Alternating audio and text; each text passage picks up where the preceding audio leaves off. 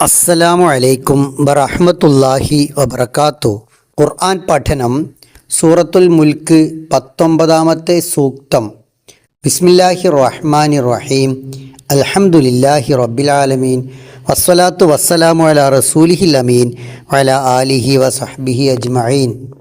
അവലം യറൗ, അവർ കണ്ടിട്ടില്ലേ, ഇലത്വൈരി, പക്ഷികളെ, ഫൗഖഹും, അവർക്ക് മുകളിൽ, സ്വാഫാത്തിൻ, അണികളായിട്ട്, വയഖ്ബിൽന, അവ കൂട്ടിപ്പിടിക്കുകയും ചെയ്യുന്നു, മായുംസിക്കുഹുന്ന, അവയെ പിടിച്ചു നിർത്തുന്നില്ല, ഇല്ല റഹ്മാൻ, പരമകാരുണികനല്ലാതെ, ഇന്നഹു, നിശ്ചയം അവൻ, ബികുല്ലി ഷൈഇൻ, എല്ലാ വസ്തുക്കളെയും, ബസീർ, സൂക്ഷ്മമായി കാണുന്നവനാണ്.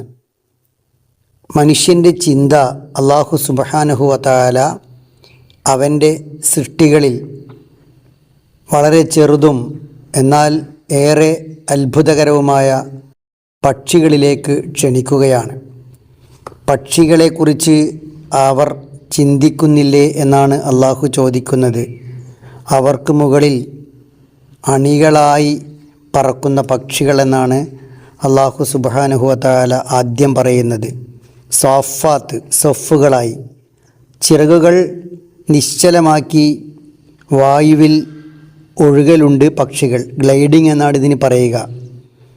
ചിറക് വിരിച്ച് നിശ്ചലമായി നിൽക്കുന്ന അവസ്ഥയിൽ ഏറെ സമയം പക്ഷികൾ അങ്ങനെ പോകും. അതിനാലാണ് സ്വാഫാത്തിനെന്ന നാമപദം ഉപയോഗിച്ചത്. ഈ നിശ്ചലാവസ്ഥയിൽ ഈ പക്ഷികൾ താഴേക്ക് വീഴാതെ ഇവയെ താങ്ങി നിർത്തുന്നത് അല്ലാഹു സുബ്ഹാനഹു വ തആലയാണ്. പക്ഷികളെ നേരിട്ട് നിയന്ത്രിക്കുന്നത് അല്ലാഹുവാണ്. വിമാനങ്ങളെ വായുവിൽ നിയന്ത്രിക്കുന്നത്, അവ വീഴാതെ മുന്നോട്ട് കൊണ്ടുപോകുന്നതൊക്കെ യന്ത്രങ്ങളുടെ സഹായത്തോടെയാണെങ്കിൽ അല്ലാഹു സുബ്ഹാനഹു വ തആല പക്ഷികൾക്ക് സവിശേഷമായ കഴിവ് നൽകുകയും ആ കഴിവിൻ്റെ അടിസ്ഥാനത്തിൽ വായുവിൽ അവ മുന്നോട്ട് പോവുകയും ചെയ്യുന്നു. പക്ഷികൾ ചിറക് വിരിക്കുമ്പോൾ ചിറകിന് മുകളിലും താഴെയും വായുവിൻ്റെ മർദ്ദത്തിൽ വ്യത്യാസം വരുന്നു. ഇതാണ് പക്ഷികളെ മുകളിലേക്ക് ഉയർത്താൻ സഹായിക്കുന്നത്. ഇതേ തത്വമാണ് എയറോഡൈനാമിക്, വിമാനം പറത്തുന്നതിൽ ഉപയോഗിക്കുന്നത്. ചിറകിൻ്റെ മുകൾ ഭാഗം അല്പം വളഞ്ഞും താഴ്ഭാഗം നിരപ്പായും ഇരിക്കുന്ന അവസ്ഥയെ എയർഫോയിൽ എന്നാണ് പറയുക. പക്ഷി ചിറക് വിരിക്കുമ്പോൾ ചിറകിന് മുകളിലൂടെ വായു വേഗത്തിൽ സഞ്ചരിക്കും. താഴെ വായുവിൻ്റെ മർദ്ദം കൂടും. ഈ മർദ്ദം പക്ഷിയെ താഴെ നിന്ന് മുകളിലേക്ക് തള്ളുകയും ചെയ്യും. ഇതിനെയാണ് ലിഫ്റ്റ് എന്ന് പറയുന്നത്. ഈ ലിഫ്റ്റാണ് ഭാരമുള്ള പക്ഷിയെ താഴെ വീഴാതെ വായുവിൽ താങ്ങി നിർത്തുന്നത്.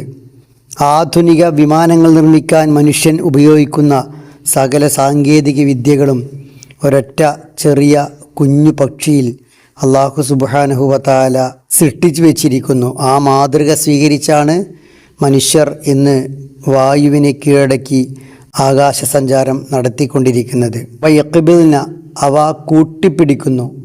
ചിറകുകൾ ഒതുക്കുമ്പോൾ വായുവിൻ്റെ തടസ്സം കുറയും, പക്ഷിയുടെ വേഗത കൂടും. ത്രസ്റ്റ് ആൻഡ് ഡ്രാഗ്, ചിറക് വീശുമ്പോൾ പക്ഷിക്ക് മുന്നോട്ട് കുതിക്കാൻ ഊർജം ലഭിക്കുന്നതാണ് ത്രസ്റ്റ്. കാറ്റിനെ കീറിമുറിച്ച് വേഗത്തിൽ സഞ്ചരിക്കുമ്പോൾ വായുവിൻ്റെ തടസ്സം കുറക്കാൻ പക്ഷികൾ ചിറകുകൾ ശരീരത്തോട് ചേർത്ത് ഒതുക്കുന്നതാണ് ഡ്രാഗ്. ഈ തത്വത്തിലാണ് വിമാനങ്ങൾ ടേക്ക് ഓഫും ലാൻഡിങ്ങും ചെയ്യുന്നത്. അവയുടെ ചിറകിൻ്റെ ഫ്ലാപ്സ് ക്രമീകരിച്ചിരിക്കുന്നത് ഇതേ തത്വത്തിലാണ്. പക്ഷികളുടെ എല്ലുകൾ ഉള്ളിൽ പൊള്ളയും വായു നിറഞ്ഞതുമാണ്. ഈ സവിശേഷതയും അവയെ വായുവിൽ താങ്ങി നിർത്താൻ സഹായിക്കുന്നു. ഇങ്ങനെ എല്ലാ അർത്ഥത്തിലും പക്ഷികൾക്ക് വായുവിലൂടെ സഞ്ചരിക്കാൻ, ഫൗഖഹും, മനുഷ്യരുടെ മുകളിലൂടെ നീങ്ങാനുള്ള കഴിവ് നൽകിയത് അല്ലാഹു സുബ്ഹാനഹു വ തആലയാണ്. അതിനെക്കുറിച്ച് ചിന്തിക്കുന്നില്ലേ എന്നാണ് ഇവിടെ ചോദിക്കുന്നത്. അല്ലാഹു സുബ്ഹാനഹു വ തആല എല്ലാ അർത്ഥത്തിലും നമ്മെ അനുഗ്രഹിക്കുമാറാവട്ടെ.